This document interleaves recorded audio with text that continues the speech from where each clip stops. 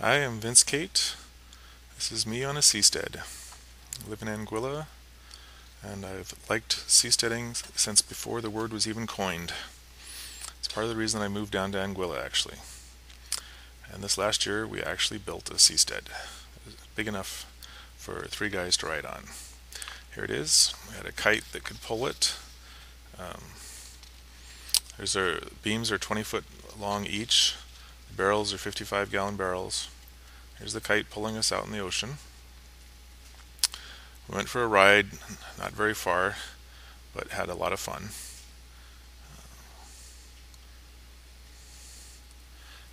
The structure is quite stable.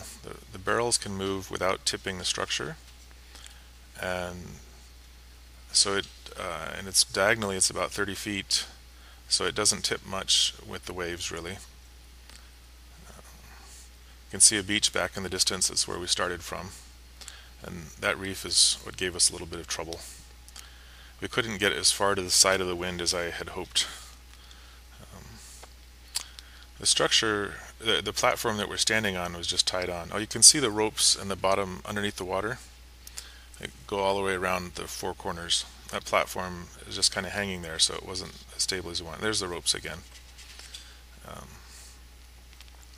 The barrels, because they can move independently without moving the structure, a wave can push them, but not really tip the structure. And I like that idea. They're kind of like little spars, the small waterline area. That you could take this and go further with a skinnier and longer barrel, and you could also have something that would dampen the motion. There's things that they use in harbors to keep boats from tipping up and down. It goes easily one way and it doesn't go easily the other way. So I got a new idea. I want to make some small little bungalow, just a little thing that two people could stay in for a week out in the water in a sort of protected area. But it would be floating. This is Anguilla. This is the view from my house. We're looking about 5 miles out, but that spot's actually 2 miles from the shore. And there's deep water inside that reef, but the waves are only going to be a couple feet. But there's good snorkeling, and it would be a great place, I think, to have a little house seastead.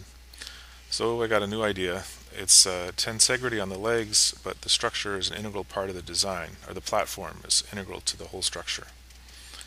So I didn't need the old seastead stuff anymore. I made a garden fence out of it and used the barrels as big planters. Here's my little boy rolling one of the planters, or barrels. Just drilled some holes in the bottom.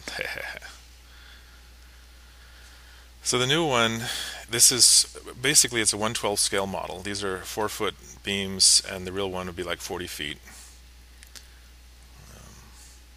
It folds up nicely so I can put it in the back of the car, which is important for me because I want to take them to the ocean and test them in real waves and see how they do. So here it is in the ocean. We have several things that we learned from this. The ropes to the buoys should have been longer so that the structure was a little lower in the water and the buoys could move more independently from the structure. The diagonal support ropes should have been a stronger thing. They're actually stretching a little bit. I should have had more weight on there. That's only 2 pounds. It should have been like 6 pounds. The buoys should all be halfway down in the water, and they're not that far. And there really should be a rope around the base of all three of those dowels, so there's a big triangle underwater, and that would make it more stable as well. So it works as it is, but I can see a number of things to make it work much better. This is slowed down. See, the waves are sort of like 6 inches, which is like 6 feet on the real scale. Here's a larger one with 40-foot beams, so there's a person standing there. We want something that's not too big so that we can afford to build it in the next few years, but big enough that somebody could pay to rent it for a week. So just a little, it's sort of like a cabin in the woods, but it's a cabin on the ocean. And the idea is that people will spend most of the time boating and snorkeling and surfing the internet, have solar panels and have internet and stuff. So it should be a fun little place to hang out. It's a little animation. There's a boat that's heading out to the seastead that we're going to go look at. There's actually another one in the background.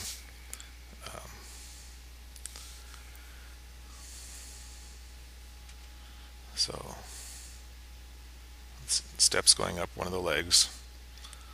One of those will be headed towards the wind and the others will be downwind.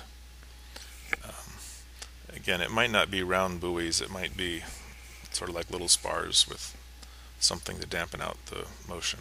But with 2-foot waves, and this is sort of 90-foot diagonal, it doesn't move too badly, I'm sure.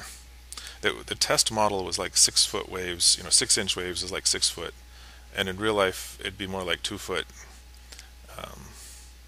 And this would be heavier than the model wasn't really as heavy as it should have been. We might not need a crane really, because the one side, if the boat was tied up on one leg and that was a downwind leg, it would always be downwind even if the wind shifted. So you could let it drift away from the structure. There you go. Thank you very much.